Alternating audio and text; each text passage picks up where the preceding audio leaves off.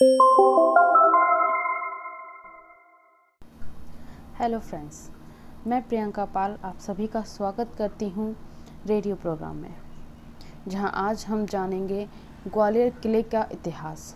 जी हाँ फ्रेंड्स, क्या आप सभी जानते हैं ग्वालियर किले को इसकी बनावट के कारण किलों का रत्न कहा जाता है।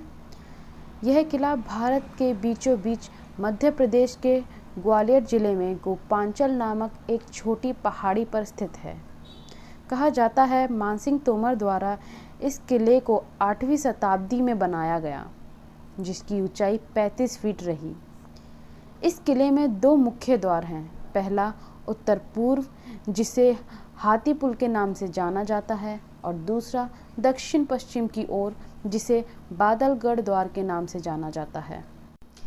क्या आप सभी जानते हैं इस किले को इसकी सुरक्षित बनावट के कारण इसे 2 भागों में बांटा गया है।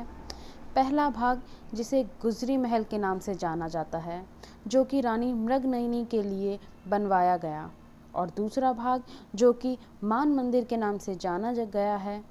इस किले पर शून्य से जुड़े हुए सबसे पुराने दस्तावेज किले के ऊपर जाने वाले रास्ते के मंदिर में मिले थे, जो कि करीब 1500 साल पुराने थे। इस किले का निर्माण किस सन में करवाया गया, इसका कोई भी सबूत इतिहास में मौजूद नहीं है, पर वहाँ के लोगों के अनुसार इसका निर्माण ग्वालिपा के नाम पर हुआ था, जो कि एक साधु थे। ऐसा भी कहा जाता है कि साधु ने तालाब का पवित्र जल पिलाकर राजा सूरजसेन को कुष्ठ रोग से निजात दिलाया था। कहा जाता है उस साधु ने राजा सूरजसेन को पाल की उपाधि से नवाजा था और कहा था जब तक इस उपाधि को राजा सूरजसेन अपने नाम के साथ लगाएंगे तब तक ये किला उनके पास ही रहेगा। किसी भी युद्ध में कोई भी दूसरा राजा उनको हरा नहीं पाएगा। इसके बाद ही राजा सूरजसेन को राजा सुहनपाल के नाम से भी जाना जाने लगा। इसके साथ ही सूरजसेन के 83 उत्तराधिकारियों के पास यह किला रहा, लेकिन 84 उत्तराधिकारी के समय जब युद्ध हुआ तब वह यह किला हार गए, क्योंकि उन्होंने पाल की उपाधि अपने नाम के साथ लगाने से इनकार कर दिया।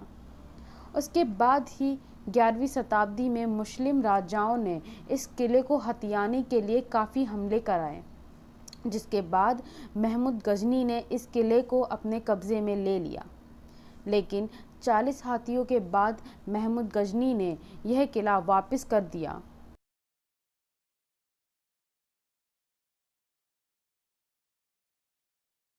- 1938 में यह किला तोमर राजपूत वंश के नियंत्रण में चला गया, जिसके बाद ही इस किले के अंदर कुछ निर्माण करवाए, पर 1505 में दिल्ली के सुल्तान सिकंदर लोदी ने किले पर कब्जा करने के लिए हमला किया, पर वह हमला कराने में असफल रहा, जिसके बाद 1516 में सिकंदर लोदी के बेटे इब्राहिम लोदी ने इस किले पर हमला किया और युद्ध के दौरान मानसिंह तोमर की मृत्यु हो गई, जिसके बाद इब्राहिम लोदी ने इस किले पर राज किया।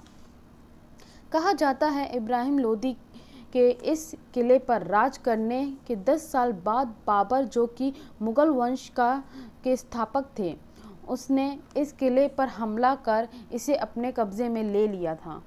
पर 1542 में शेर शाह सूरी ने बाबर से युद्ध कर इस किले को अपने अधीन कर लिया, परंतु शेर शाह सूरी की आकस्मिक मृत्यु होने के बाद 1558 में बाबर के पोते अकबर ने इस किले पर हमला कर इसे अपने नियंत्रण में ले लिया, जिसका उपयोग अकबर कैदियों को रखने में किया करते थे।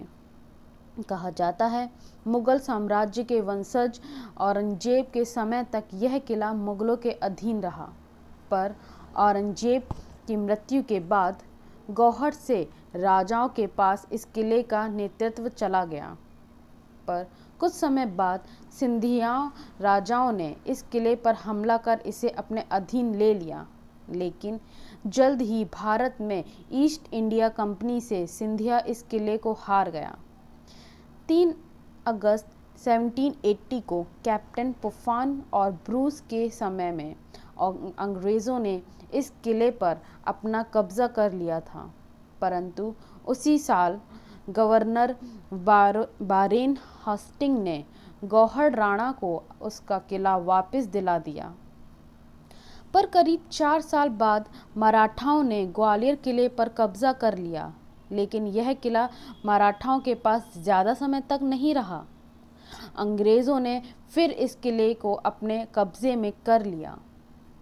जनवरी 1844 में यह किला मराठा सिंधिया वंश के दीवान नियुक्त कर उन्हें सौंप दिया गया और 1886 तक अंग्रेज़ों ने पूरे भारत पर कब्ज़ा करने के बाद ग्वालियर किले को सिंधिया घराने को दे दिया। 1947 में भारत को आज़ादी के समय तक सिंधिया घराने ने किले का संरक्षण किया, जिसके बाद इस किले को ऐतिहासिक संग्रहालय में दे दिया गया। तो जी हाँ फ्रेंड्स, ये थी ग्वालियर किले के इतिहास के बारे में जानकारी। इसी के साथ हमारे रेडियो प्रोग्राम में बने रहिए।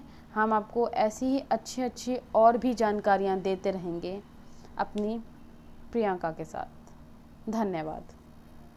और जी हाँ, चैनल सब्सक्राइब करना ना भूलें और बेल आइकन दबाना ना भूलें। धन्यवाद।